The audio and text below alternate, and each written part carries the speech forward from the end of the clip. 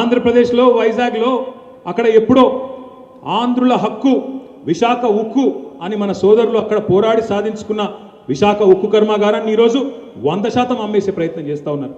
నేను ఈ వేదిక ద్వారా నిన్న చూసిన పేపర్లో చూసిన, ఈరోజు టీవీలో కూడా చూసిన, అక్కడ వేలాది మంది రోడ్డున పడ్డ విశాఖ ఉక్కు సిబ్బంది ఎవరైతున్నారో, ఉద్యోగులు ఎవరైతున్నారో వారు ఉద్యమాలు చేస్తూ ఉన్నారు. వారందరికీ నేను ఈ వేదిక ద్వారా విజ్ఞప్తి చేస్తూ ఉన్నా, మీకు మీ ఉక్కు ఫ్యాక్టరీని నమ్మే ప్రయత్నం ఏదైతే కేంద్ర ప్రభుత్వం చేస్తూ ఉందో మీకు మేమందరం కూడా నైతికంగా అండగా ఉన్నాం. తప్పకుండా మీకోసం అండగా నిలబడతాం.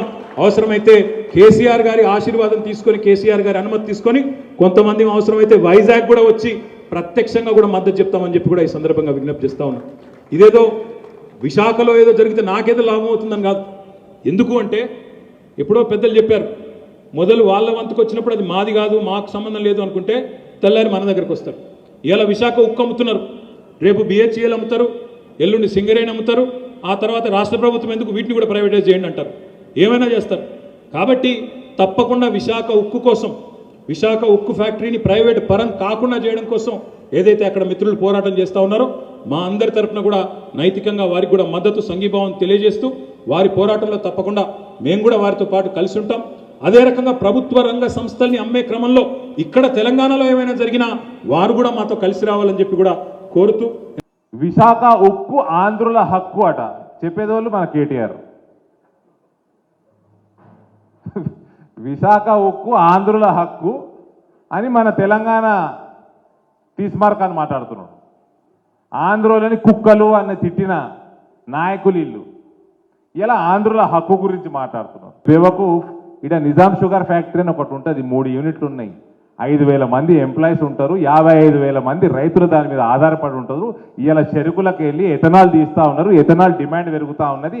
8 లక్షల కోట్ల మాలు మనం ఎథనాల్ ఇంపోర్ట్ చేసుకుంటున్నాము. ఇలా దేశంలో ఎథనాల్ పెంచుకుంటే ఇంపోర్ట్ తగ్గుతుంది, ఆ లక్షల కోట్ల రూపాయలు రైతులకు పోతాయి. గంత సోయి లేదు నీకు. విశాఖ ఉక్కు ఆంధ్రుల హక్కట,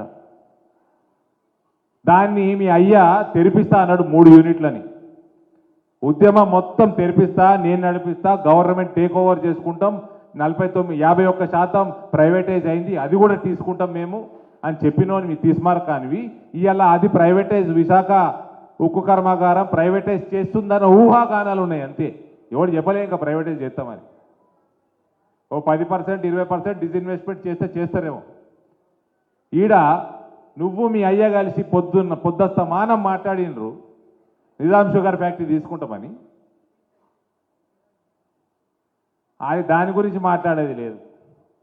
గవర్నమెంట్ సొమ్మాట ప్రైవేటైజ్ చేస్తారని ఆంధ్రాల ఆడ విశాఖపట్నంలో ఈయనకీడని వచ్చింది. ఈడ నల్గొండకు పోతే అటవీ భూములల్లో రామేశ్వరరావు 20 సంవత్సరాల నుంచి అటవీ భూములల్లో మైనింగ్ చదువుతున్నాడు.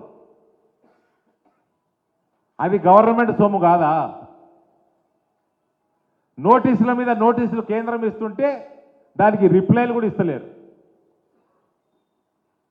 దొంగ మైనింగ్ 3,000 ఎకరాలలో చేస్తున్నాడు రామేశ్వరరావు. గవర్నమెంట్ సొమ్ము కాదా? ఇవాళ మళ్ళీ ఏమనంటే ఆంధ్రుల హక్కు విశాఖ ఉక్కు అంటాడు.